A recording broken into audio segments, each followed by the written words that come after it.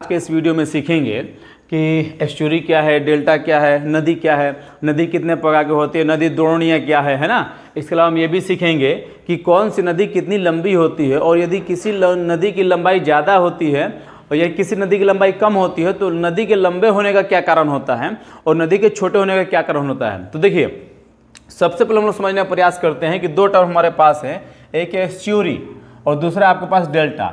तो आइए देखते हैं ये एस्चुरी क्या है, डेल्टा क्या है। देखिए, नदी जब चलती है ना तो समंदर से मिलने से पहले कितने रास्तों से गुजरती है। बाप रे, अब देखिए कौ 1 2 3 4 5 कौट हुआ है ना। मतलब जैसे नदी समंदर से मिलेगी ना तो कई रास्तों में बिखर जाती है। तो बिखरने के बाद जब जाके वो किसी ना किसी रास्ते से समुद्र में मिलती है तो ये जो माउथ होता है ना, मैंने भेंट, नदी का जब भेंट होता है समंदर से तो भेंट को बोलते हैं एस्चुरी। मतलब नदी का पानी जब समंदर के पानी से मिलता है तो उसी मुहाने को बोलते हैं नदी का मुहाना अर्थात एस्चुरी। अब अगला सवाल ये कि डेल्टा क्या। देखिए, डेल्टा कुछ नहीं है। नदी जब चलती है ना उधर में साथ कितने सारे अवसाद, मतलब जैसे मिट्टी, बालू, पत्थर, पेड़ पौधे, बहुत सारी चीज़ों को लेकर चलती है। तो समुद्र लेके जाएगी तो कितना ढकेल के लेके जाएगी। माने एगो हद ना होता है ढकेलने का, भाई ढकलते ढकलते ढकलते कहाँ तक पहुँचा पाएगी। तो किस काज के किसी तरह से समुद्र के मुँह तक पहुँचाती है। कुछ तो समुद्र के मुँह में चला जाता है, मतलब पेटुआ में उसके, और कुछ नहीं जा पाता। तो जो नहीं जा पाता है वो यहाँ पे अटकना शुरू करता है। अब देखिए, यहाँ पे जमा हो गया, अब फिर ऐसे ठेल ठाल के लाए तो फिर यहाँ पे जमा हो गया, फिर यहाँ पे जमा हो गया, फिर यहाँ पे जमा हो गया। तो जमा होते होते एक सॉलिड रूप ले लेता है ना। जैसे दिख रहा है, जितना भी हरा वाला दिख रहा है ना, ये सब सॉलिड रूप है। इसी हरे वाले भाग को हम बोलते हैं डेल्टा, अर्थात अवसाद से जो बनती है जमीन तैयार हो जाती है नदी के मुहाने पे, उसे हम बोलते हैं डेल्टा। और नदी का जो मुहाना होता है समुद्र से मिलने वाला, उसे हम बोलते हैं एस्चुरी। आइए हम लोग अगला टर्म समझने का प्रयास करें। देखिए, अब देखिए रिवर्स ऑफ इंडिया हम लोग समझेंगे कि नदी किसे कहते हैं। समझिए, किसी भी क्षेत्र का जो पानी होता है ना, वो एक तंत्र के द्वारा, वो एक चैनल्स के द्वारा उस इलाके से निकाला जाता है। उसी चैनल्स को बोलते हैं, वाहिकाओं को बोलते हैं नदी। जैसे आपके इलाके में समझ लीजिए पटना के जितना, पटना में कोई बाढ़ आ जाए, बहुत ज़्यादा पटना में बाढ़ आ जाए, तो पानी किस तरीके से निकलेगा, वो निकलेगा गंगा नदी के द्वारा। तो गंगा क्या हो गई, नदी हो गई। तो हर वो चैनल्स जिसके थ्रू किसी भी इलाके का पानी बह के कहीं जाता है या आगे बढ़ता है, उन चैनल्स को बोलते हैं नदियाँ। और जो चैनल का पूरा सिस्टम होता है ना, उसे हम बोलते हैं नदी तंत्र। जैसे कि इस फिगर में आप देख सकते हैं, जैसे कि इस फिगर में आप देख सकते हैं कि यहाँ पर जो है ना, ये पूरा गंगा मैया है। अब ये गंगा मैया जब बह रही है तो बगल में यमुना भी बह रही है। और इसमें देखिए कई सारी नदियाँ मिली हुई हैं, देख रहे हैं ना, ये कई सारी नदियाँ इसके अंदर आके मिली हुई हैं। तो इन्हीं सारे सिस्टम को क्या बोलते हैं, नदी तंत्र बोलते हैं। तो एक नदी हो, चैनल हो तो नदी है, और कई सारी नदियाँ जब साथ मिलकर चलती है उन्हें बोलते हैं नदी तंत्र, है ना। ठीक है, हाँ, अपवाह तंत्र भी बोलते हैं, और इंग्लिश में बोलते हैं कि ड्रेनेज सिस्टम। एक चीज़ और समझिए, आपने सुना होगा रिवर बेसिन। रिवर जो है बेसिन का नाम सुना होगा आपने, रिवर बेसिन। हिंदी में इसको बोलते हैं नदी द्रोणी। नदी द्रोणी क्या, देखिए, नदी द्रोणी कुछ नहीं है, जो पूरा जमीन का इलाका होता है, जिन जमीनों से, जिन मार्गों से नदियाँ चलती हैं, तो आसपास के पूरे इलाका को हम बोलते हैं नदी द्रोणी, है ना। जैसे मान लीजिए गंगा बह रही है। अब गंगा जब बह रही है तो देखिए, गंगा जब बह रही है तो गंगा बहने के साथ साथ देखिएगा पूरा का पूरा जो इलाका है, ये जो इलाका है जो आपको सामने दिखाई दे रहा है, ये सफ़ेद वाला, ये सारा का सारा कहलाएगा नदी द्रोणी। नदी द्रोणी अर्थात हर वो इलाका जिस इलाके से नदी गुजरती है, तो आसपास का जो भी क्षेत्र होता है जो प्रभावित होता है उसके पानी से, उसको बोलते हैं नदी द्रोणी, रिवर बेसिन। अगर ऊपर जाइएगा तो देखिए, यहाँ से है ना सिंधु नदी बहती है, यहाँ से सिंधु नदी बहती है। कई सारी नदियाँ यहाँ पे झेलम, चेनाब, सतलज, रावी, चबा के मिलती है। तो पूरा का पूरा ये जो इलाका है ना, ये हो जाएगा इंदु रिवर सिस्टम, मतलब ये हो जाएगा इंदु का नदी द्रोणी हो जाएगा। इधर आइएगा तो ब्रह्मा नदी का नदी द्रोणी हो जाएगा। तो नदी द्रोणी कुछ नहीं है, बस वही इलाके जिन इलाकों से नदियाँ जो है अपना पानी लेके गुजरती हैं। ठीक है, भारत में लगभग 4000 नदियाँ, मतलब कम बेश छोटी बड़ी 4000 नदियाँ। पूरा देश ही जो है ना भारत, ये नदियों का जाल है। और यही वजह है कि भारत की जो ज़मीन है वो बड़े पैमाने पे उपजाऊ होती है, उर्वरक होती है, और हम कई सारे अनाज पैदा कर पाते हो, कई देशों को सप्लाई भी कर पाते हैं, चूँकि हमारे पास नदियों का एक बहुत बड़ा तंत्र है। अब देखिए, जो रिवर्स ऑफ इंडिया है, जो नदियाँ है, वो अपवाह तंत्र, वो कई चीज़ों पर डिपेंड करता है। मेनली 4 चीज़ों पर डिपेंड करता है। पहले चट्टानों की प्रकृति और संरचना। देखिए, नदी जिस रास्ते से गुजरती है, चाहे जहाँ से बह कर आती है, डिपेंड करता है कि वहाँ की चट्टान कैसे है, उनकी प्रकृति क्या है, उनका साइज क्या है, उसके हिसाब से तय होता है कि नदी कितनी दूर तक जाएगी, चाहे कितनी चौड़ी होगी। दूसरा होता है स्थलाकृति और ढलान। ये भी बहुत इंपॉर्टेंट होता है कि नदी जिस रास्ते से वो गुजरती है उसका ढलान क्या है। जैसे देखिएगा बिहार का जो इलाका है, बिहार के इलाके में देखिएगा ये जो गंगा नदी बीच से बहती है, तो इस इलाके को बोलते हैं नॉर्थ बिहार, ये हो गया आपका साउथ बिहार। इस इलाके में बाढ़ की संभावना बहुत ज़्यादा बढ़ जाती है। क्यों बढ़ जाती है हम बता रहे हैं, क्योंकि देखिए गंगा जो है ना यहाँ से तो ठीक ठाक आती है, इसमें कोई दिक्कत नहीं है ना, लेकिन हिमालय पर्वत से। लेकिन जब बिहार में आती है ना, तो बिहार में ढलान इसका बहुत कम है, बहुत ज़्यादा नहीं है, ढलान बहुत कम है। उसकी वजह से क्या होता है, ये जो हिमालय नदी आगे इधर से मिलती हैं, ये पानी ज़्यादा लेके आती हैं, और ये ज़्यादा मतलब ये आगे जा नहीं रहा है, ये ढकला नहीं रहा है, और उधर के आगे इसको ठेल रही है। तो ढकला ढकली में क्या होता है, पानी बह नहीं रहा है, बहुत तेजी से नहीं बहेगा तो क्या होगा, फिर ऊपर में गियर मारेगा, और ऊपर में गियर मारेगा तो जाके बाढ़ फैलाएगा। यही वजह है कि बिहार में ढलान कम होने की वजह से ये जो इलाका है पानी से ज़्यादा बढ़ जाता है। यही वजह कि ये इलाका बाढ़ से हमेशा ग्रसित रहता है जब भी बरसात का मौसम खासतौर से आएगा तो।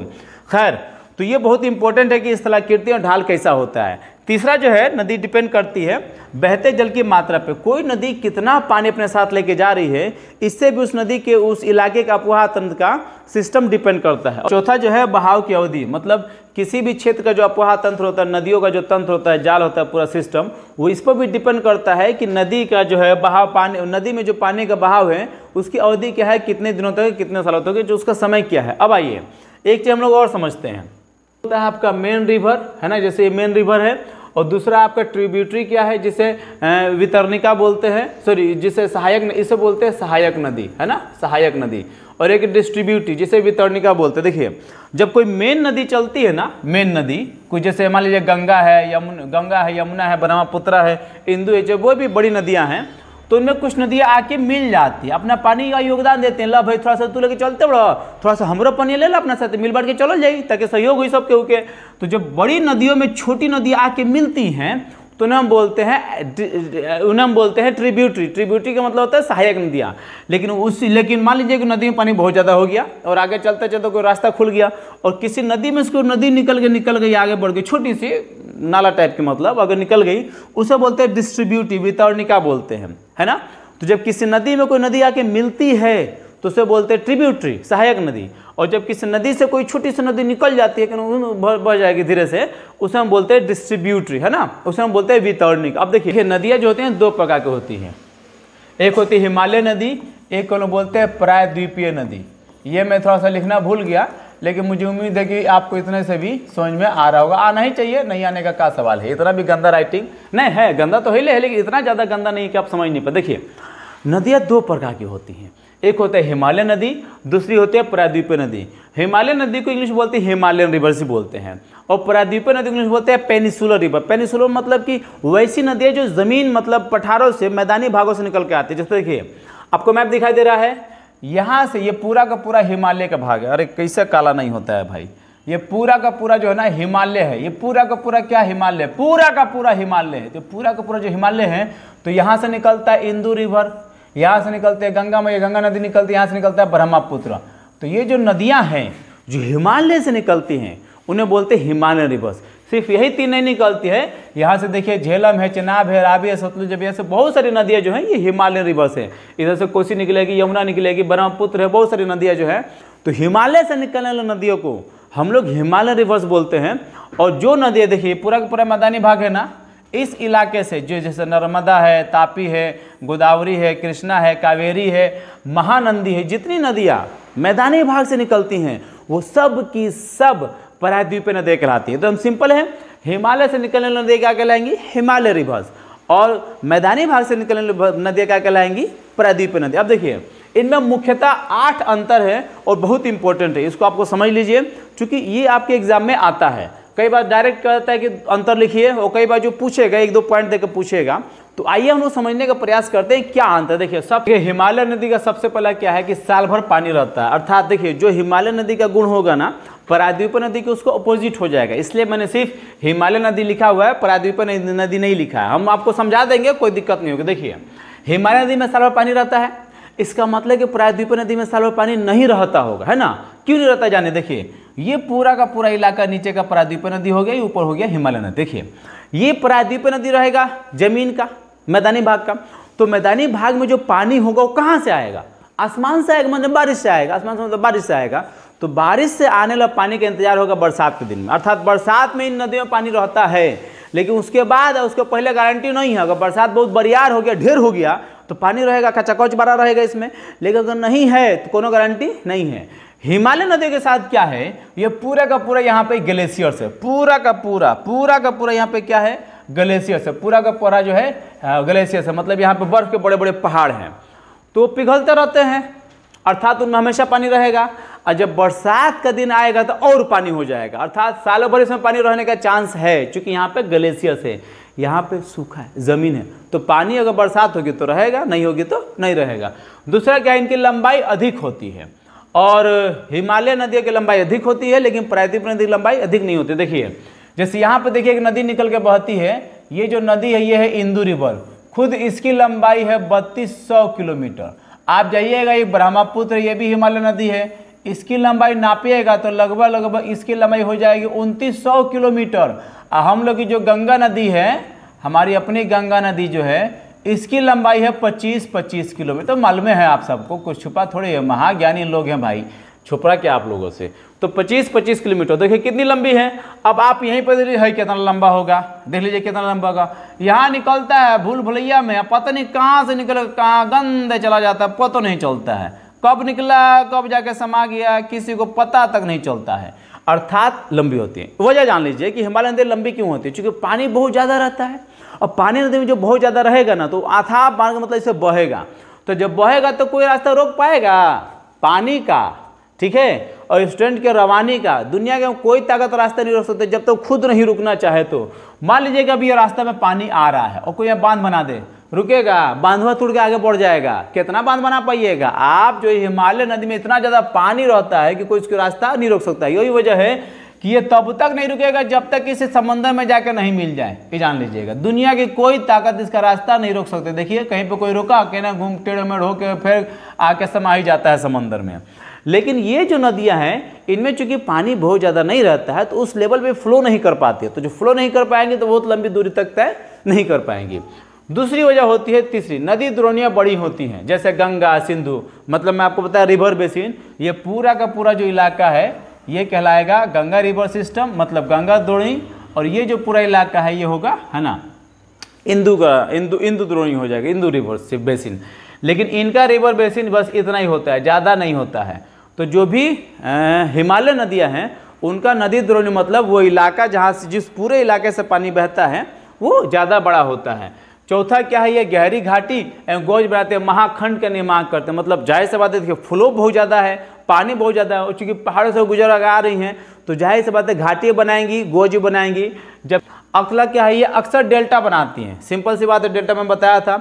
डेल्टा क्यों बनाएंगी उसकी वजह जान लीजिए। देखिए डेल्टा बनाने की बड़ी वजह जो है ना, डेल्टा बनाने की बड़ी वजह जो है वो ये है कि ये नदियाँ बहुत तेज़ी से बहती हैं, बहुत ज़्यादा पानी बहता है इसके अंदर। अब बहुत ज़्यादा पानी बहेगा, बहुत तेज़ी से बहेगा, तो कटाव ज़्यादा करेंगी ये। अब जब कटाव ज़्यादा करेंगी तो ढेर सामान लेके चलेंगे। सामान मतलब का, हीरा सोना चांदी है ना, रे वो सब नहीं। कटाव का मतलब होता है मिट्टी, पत्थर, कंकड़, बालू, पेड़ वगैरह।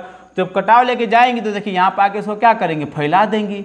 तो जब ये फैला देंगी तो यही ना डेल्टा बनेगा, जिसे आप कहते हैं सुंदरवन डेल्टा। दुनिया का सबसे बड़ा डेल्टा गंगा नदी बनाती है। क्यों? क्योंकि अपने साथ बहुत ज़्यादा अवसाद लेकर चलती है। ये चूंकि बहुत तेज़ी से फ्लो नहीं करती है प्रायद्वीपीय नदी, तो जो फ्लो नहीं करेंगे तो ज़्यादा कटाव नहीं करेंगे, ज़्यादा कटाव नहीं करेंगे तो ज़्यादा डेल्टा बनने के चांस कम है। इसका मतलब ये नहीं कि ये नदी डेल्टा नहीं बनाती है, लेकिन बहुत कम नदियाँ बनाती हैं, ठीक है। अगला पॉइंट क्या है, देखिए अधिकतर नदियाँ ट्रिब्यूटरी होती है, अतः वो ओशन में नहीं मिलती। ये जो भी इंदु नदी है, देखिए यहाँ पे देखिए सब का सब जाके ये ओशन में मिल रही है, सब का सब जाके समुद्र में मिलेंगी। लेकिन इसमें देखिए क्या है, ये देखिए, अब देखिए इसमें जो है ये झेलम है, चनाब है, रावी है, ब्यास है, सतलज है ना। इधर आइएगा तो देखिए यहाँ पे यमुना हो गई, यहाँ पे कोसी, गंडक, बूढ़ी गंडक, सब नदियाँ आके अपने आप मिल जाती हैं। चूँकि ये सहायक नदियाँ बन जाती हैं और एक मेन नदी में साथे बह के मिल के चलती हैं। यही वजह है कि ये सब नदियाँ समंदर में नहीं मिलते, बल्कि एक मेन नदी बनाते हैं, मेन नदी जाके समंदर में मिलेगा। जबकि प्रायद्वीपीय नदियाँ अधिकतर समुद्र में जाके मिल जाती हैं। 7वां, अपरदन क्षमता बहुत अधिक होती है। मैंने आपको समझाया, चूंकि पानी बहुत ज़्यादा होता है तो अब ज़्यादा होगा तो ढकला ढकली होगा, ढकेल के चलेगा आदमी, रे लिया दले बटे, तो पूरा जब ढकेल के चलेगा आदमी तो क्या होगा, धक्का मारेगा किस में, जमीन पे। जमीन पे जब धक्का मारेगा तो क्या होगा, जमीन कटेगा तो अपरदन होगा, पेड़ कटेगा, पहाड़ का हिस्सा कटेगा, टुकड़ा कटेगा, सब लेके चलेगा। तो ये नदियों का अपरदन क्षमता बहुत ज़्यादा होता है। ये प्रायद्वीपीय नदियाँ बहुत धीरे धीरे सुले बुढ़वा बुढ़िया की तरह एकदम आराम इतना से चलते रहता है, तो कौनों कटने का चांस होता है लेकिन बहुत कम होता है, ना के बराबर, इसलिए इनका अपरदन बहुत कम होगा। लेकिन हिमालय नदी का अपरदन बहुत ज़्यादा होगा। और लास्ट बहुत इंपॉर्टेंट, अवसाद अधिक होने के कारण विसर्प बनाते हैं। विसर्प वो नहीं बनाते हैं, एक मिस्टेक हो गया, यही विसर्प बनाते हैं। अवसाद ज़्यादा होने के कारण क्या बनाएंगे, विसर्प बनाएंगे। तो आई होप कि आपको ये वीडियो समझ में आई होगी। धन्यवाद।